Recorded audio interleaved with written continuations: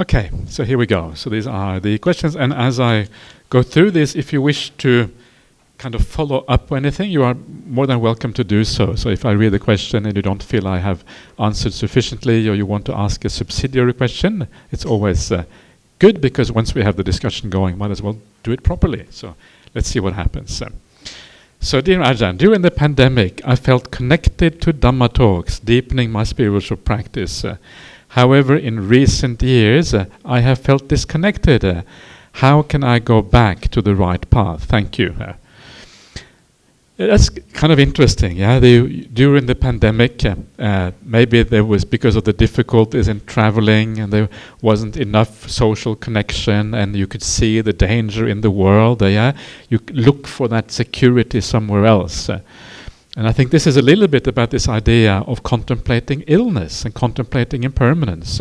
When that impermanence happens, sometimes when we are faced with it, then we understand the importance of these things. And as soon as it's gone, then the complacency returns, and we're not able to see the problem quite in the same way. Yeah. So this is kind of the reconnection. So again, the idea here is to kind of come back to the sense of urgency, the sense of importance in these things. These things really matter. These things are, in the end, for the meaning of life, for what is going to bring you happiness, not only in this life, but in future lives. This is what matters. Everything else is really secondary. Yeah, you have to kind of remind yourself that this life is it is short, and when it is gone, what then? What are you going to rely on? What is going to kind of keep you supported in your life beyond this one? And it is the spiritual path that is the most important thing. So you have to kind of. So to reconnect, the first thing is to find that motivation, to be motivated to do this, to see that it actually matters. Everything else in life is so secondary, is so shallow, is so unimportant really, is not really meaningful compared to the spiritual path. That is the first thing to do. And then you have to reconnect with people. Yeah, come to the BGF, go online, listen to teachings, whatever. Very welcome to come to Perth, come to retreat in Jana Grove, yeah, our retreat center down there, and all of these kind of things, and come back again. Do some services for the community here. Yeah, a wonderful way of connecting is actually to do services for others. You find the reconnection in that, and also allow other people to do services for you. These things go together. Yeah, doing for others, and then also allowing others to do things for you. So find this sense of importance in the spiritual practice. Then re-engage with people around you, wherever that may be, whoever that may be with, whether online, physically. Choose your friends well. Come to workshops or meditation retreats and these kind of things, and then gradually build something up again from that. And your heart will start to reconnect again.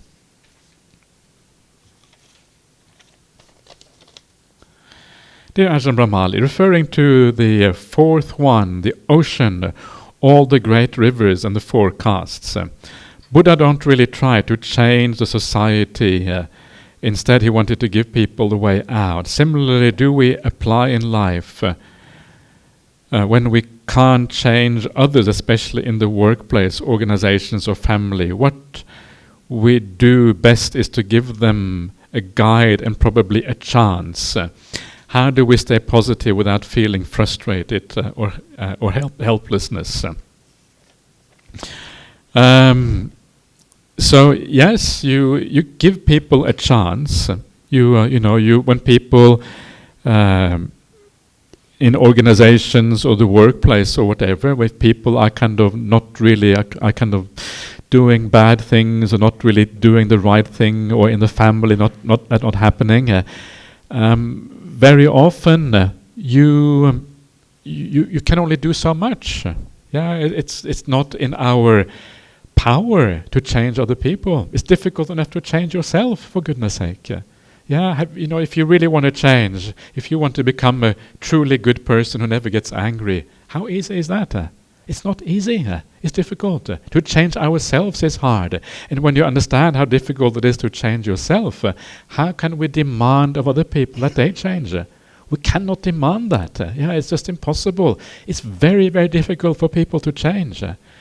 From the outside, it may look easy. You should be different. But actually, no, it is not easy at all. It's a very, very difficult thing to do. And so the right thing when you see people doing bad things is actually to really have compassion for those people. Because these are people who are stuck in a certain way. They cannot do differently. Most people in the world, in my opinion, they want to be good. They want to do the right thing because they know that living well, doing the right thing, leads to good results. I think we all know that deep down. But still, we can't do it. And that's kind of, you have to have compassion then. Say, okay, so sorry, give them a hug. Because they need that compassion, they need that kindness. It's much more likely that they will change if you give them the hug rather than scold them for what they're doing. If you scold them, they're never going to change because they feel even more trapped in a way. But if you are kind to them, that may open up the possibility that they will change. That's how it is with me. Ajahn Brahm never tells me off, even though sometimes I do very bad. No, I don't. Sometimes I may do some dodgy things. I don't know. Maybe I do. You have to ask Ajahn Brahm about that. Not sure. But if I do he would never tell me off, even if I did some bad things. He will always be kind to you, and that works. Because then you can interrogate yourself because you know whether you are doing good or bad things. You know that already. You don't need anyone to tell you. But you need more to be given the opportunity to change. That comes through kindness very often. So in your workplace and in your family, if you see people who do bad things, be kind to them because they are trapped. That's the right way of thinking about it. Once you understand that they are trapped, you can only have compassion for them. That's the only way forward. And then, why become frustrated? People are like this. The world is full of trapped people. You are also trapped. I am trapped. We are all trapped by our conditioning. We are our conditioning. We express everything. Our entire personality is formed through the conditioning of the past. That is our trap, but that is where we are. We can't step out of that. And so we all need compassion. We all need to care even for ourselves. It's really the only way forward. So don't be frustrated. Just know how difficult it is. And then give them the chance by being kind to them in this way. And, if people are difficult, then, come more to the BGF, where people are not so difficult. Anyway, best of luck to you. So let's go on to the next one. Dear Ajahn, if I were reborn in the heavenly realms, would there be sutta collections for my Dhamma studies? As heavenly beings have very long lifespan, the Dhamma might vanish from the human realm after Deva passes away from Devaloka. That's rather scary. Yes, it is scary. Samsara is scary. This is the whole point. Samsara is very, very tricky. This is one other reason to be urgent. When we say something is scary, don't make it so scary that you get paralyzed with fear. Like Ni Wen was suggesting before, if you get it the wrong way, you get paralyzed. Nothing really happens. But make it scary enough to encourage you. Now is the opportunity. Jeepers, I don't know when it's going to come back. Maybe next time I come back to the human realm, you might get reborn in Afghanistan as well. There's no Dhamma in Afghanistan, right? You don't know where you get reborn. Maybe you get reborn in some kind of other state or some, like in the southern part of the US where everyone is very staunch Christians. Some places in the world it's very hard to come by the Dhamma. And so, this life is an opportunity here. This is the right way to think about these things. And so, is there suttas in the heavenly realm? Well, there is a nice sutta that I always quote when this question comes up, because this kind of question comes up a little bit like this. The sutta which says that when you die and you get reborn in the Devaloka, then you kind of go around in Devaloka, you go to this Deva, that Deva, and you kind of not really sure what's going on. And then one day you hear a Deva reciting the suttas. And you say, whoa, I remember that. I remember that from my human existence. And then you get drawn back into the Dhamma in the heavenly realm. The main point is that you have to go to the Buddhist corner of heaven. If you go to the wrong corner of heaven, you will not get any Dhamma. So make sure you go to the Buddhist corner. this is apparently true. This was one famous monk who said that. Oh, in heaven there's all these different corners. The Christian corner, the Muslim corner, the atheist corner, the Buddhist corner. Go to the Buddhist corner. Go to the Theravada, not the Mahayana Theravada corner of heaven. It's probably like that because in the human realm we also go in groups, right? We're always like this, so it's like that everywhere. So make sure you go to the right area, and then you'll be okay. But yes, so they do have suttas in the heavenly realm because they know the Dhamma. The Devas too are disciples of the Buddha. We know from the suttas they would come down to the Buddha, they would ask questions and have conversations. And as I mentioned to this lady before, some of the best suttas are those conversations between the Devas and the Buddha. So it's actually very, very nice. So you can practice in the Devaloka, but then, so you can hopefully make some progress there too. Then when you pass away, however, the Dhamma may be gone. That is very, very right, that the Dhamma may be gone. So make sure that you do maximum what you can in this life. And the more you do in this life, in terms of understanding the suttas, the right view comes from the suttas. If you go to the heavenly realm, what you're going to hear is the right view of the Buddha. You're not going to hear all of these other Buddhist ideas. Yeah.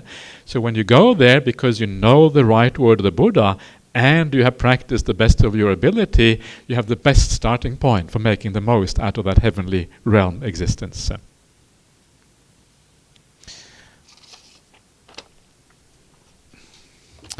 Okay.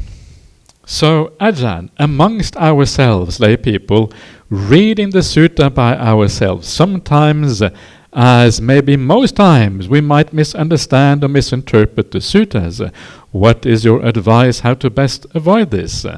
You know what I'm going to say, right? Come here on the annual sutta retreats. That's kind of the best way. Then you can ask all your questions. And if you think you have misunderstood, you can ask. And if you think you haven't misunderstood, you can still ask, just in case. Yeah? Because you never know whether you're misunderstood or not. Yes, there is that chance. But the suttas are not that difficult. A lot of the things you will understand. Yeah. The Buddha says a lot of very simple things. Many of the very simple things are actually most valuable for us. He will say things like, be generous. He will tell you how to be generous. He will tell you why it is powerful, how to think about it, where to give, how to give, all of these kind of things. He will tell you to be kind, how to speak, how not to be harsh, but to be gentle. All of these things are actually among the most important things to understand in the suttas. Why? Because it's very practical. We can all relate to those things. The Buddha will tell you about right view, how things in the world are impermanent.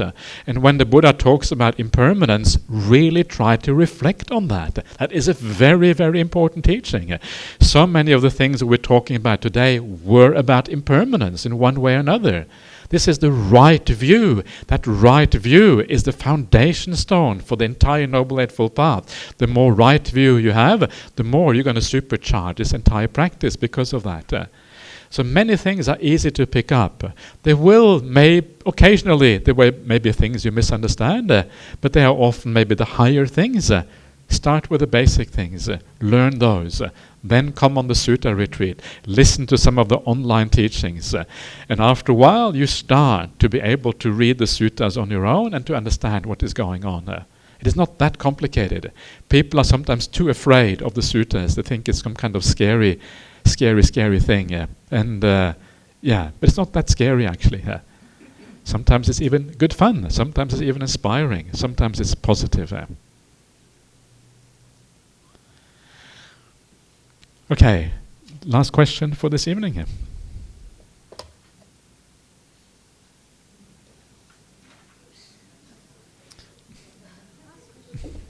Question is actually here, so I'm just messing around a bit. Dear Ajahn, last year I worked really hard and took on a lot of stress to contribute to the team. While I was given a pat on the back for my contributions, I was not rewarded for my efforts because my boss felt I was still not good enough. Despite acknowledging that my contribution was substantial, I was very upset. How can I strengthen my inner resilience that I do not rely or yearn for external Validation. I want to be proud of my work, but it is hard to do so when I feel underappreciated and overworked. Thank you. This is a very good question, and sometimes this is one of the worldly dhammas that you're talking about here. Yeah, feeling appreciated, feeling praised by people. This is exactly the worldly dhammas, praise and blame. And so you have fallen into the trap of the worldly dhammas. But this is not what is really important in life. Yeah, the worldly dhammas, they come and go. They will never satisfy you. If you are looking for happiness through praise, you will always be disappointed. The only thing you have to do is to give that up. Don't look for that praise. When you work out of kindness. Work because you want to make a contribution out of your own generosity and kindness. Because you want to help the customer. Because you want to help your fellow workers. Because you want to contribute to the world. We make the world a better place by working well. Yeah, because our job matters in society. To make the society kind of go around, to make all the wheels work, our job matters as well. And so make it into a contribution to the world. And if you think I'm doing this out of kindness and generosity, not to get a higher salary, not to get a pat on the back, then you will be happy regardless of what happens in the company, whether the boss appreciates it or not, because you are making a real contribution. You're doing something positive. You're turning your work into a spiritual opportunity for growth. That is what you're doing. That is how to think about things. And that means that if you think that you are no longer able to do that because it's too much stress, then you don't work so hard anymore. You don't take on that extra job, and your boss may not be happy with you, but you are happy with your boss. Because you are kind to your boss, right? Even though the boss doesn't appreciate you. And that's fine. And then maybe one day the boss fires you, and you think, yeah, well, whatever, it doesn't matter if I get fired. I have done my very best. I have contributed to the team. I have made the world a better place because I come from a good place inside of me. And I'm not interested in having a job just so that the boss can stress me out. I'm not interested in that. It doesn't matter. It's irrelevant. Even if I have to lose my job, then so be it. And of course, I realize this is simplifying things a lot, because sometimes you cannot afford to lose your job. There's all these complications coming in there. But this is kind of the ideal way of thinking, not to feel stuck in a job, stuck in a certain way, but doing things for the right reasons. And that gives rise to a kind of liberation. In a sense, you are a slave here. This is the anti-freedom, yeah? When you are doing things because you feel obliged to do so by your employer, that is slavery in that you're doing there. You are doing things to get praise, all of these kind of things which may not be forthcoming. This is not the freedom we're talking about here. The freedom we talk about here is not to feel obliged in this way. Do things for the right reasons. Then you will find a certain degree of freedom. In reality, life is more complicated. I'm giving you a kind of very idealistic solution. The world never is quite like that. And so you have to find kind of balance. But you can lean your life a little bit more in that direction. That's really all I'm suggesting. Not to kind of be so fully under the thumb of your boss, yeah, so fully driven by the worldly dhammas, and instead make it more spiritual as you go along in your life. That is really what you would like to achieve in your life. And if you can do that, you'll be far better off. Okay, in the future, you will still be a little bit disappointed when your boss doesn't acknowledge you, doesn't give you that raise that you feel you deserve. You still be a little bit disappointed, but it will be a small disappointment. It won't be so important to you anymore. Okay, you can deal with it. Okay, so the boss is stupid. Yeah, that's all right. That's the way it is, yeah. So if you want a non-stupid boss, you have to get someone like Ajahn Brahm. The only way to get Ajahn Brahm as a boss is you have to wear this sort of things. Yeah, so that's kind of the path forward there. So that is the last question for today. We still have a few minutes. Does anyone else have anything they would like to add, or another questions that they would like to ask? You have the opportunity. You have this multi-question person down here. She can ask another question. Okay. One day, you mentioned that the sutta, the last sutta just now, says that if something grows you, you should stay and learn, even if Bobby asks us to go home and so on, right? Sorry? Okay. You mentioned that if something grows you, you should stay and learn, even if Bobby asks us to go home. Right, sorry, right, okay, yeah. But the other sutta, if I am not mistaken, in the morning or earlier one, says that the Sangha should abandon those who are stubborn and are unable to learn. Yeah. So now I'm in a conflict. Because, No, well, I mean, the thing is that one about the Sangha, that was really dodgy characters. Yeah, really dodgy, not growing at all, going down, just being really bad. That was kind of the most rotten of the rotten. So this is not someone who is really growing. When we talk about growing, we talk about growing in mindfulness, growing in samadhi, growing in really good qualities. A person who is that bad is not growing in anything because they're not really going anywhere. They're not really interested in the Dhamma. They are on the path for some kind of ulterior motive. Yeah. But is it okay for Sangha to abandon the disciples? If someone is rotten to the core, if they, as it said there, they pretend to be a monastic while not being a monastic, they do things maybe like parajika offenses, very serious offenses, and they are just part of the Sangha because they need to get a meal or something like that, but they're not actually interested in Buddhism at all, maybe they don't really believe in the Dhamma, then it is right to abandon them. It's very interesting. The Buddha is the one who laid down the parajika. The parajika offenses are the offenses that if you commit them, you are no longer a monastic. Yeah, because if you do those things, like killing a human being, for example, if you kill a human being, you can no longer be a monk. You have to leave.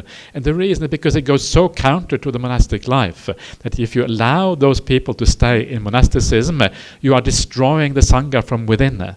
So that's kind of the reason. So you have to maintain the integrity of the Sangha. There are certain people you cannot have there. It's more of a misconduct. Very serious misconduct. Yeah.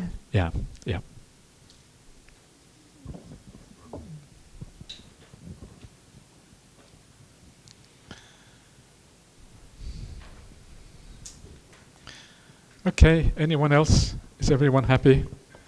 Wow, so many happy people. What a wonderful thing. Okay, everyone. So that is all for today. And let's say triple sadhu first of all. Sadhu, sadhu, sadhu. Okay. That is all for today. So I'll see you again tomorrow morning. And I wish you all a very good night. Have a nice rest. Sleep well.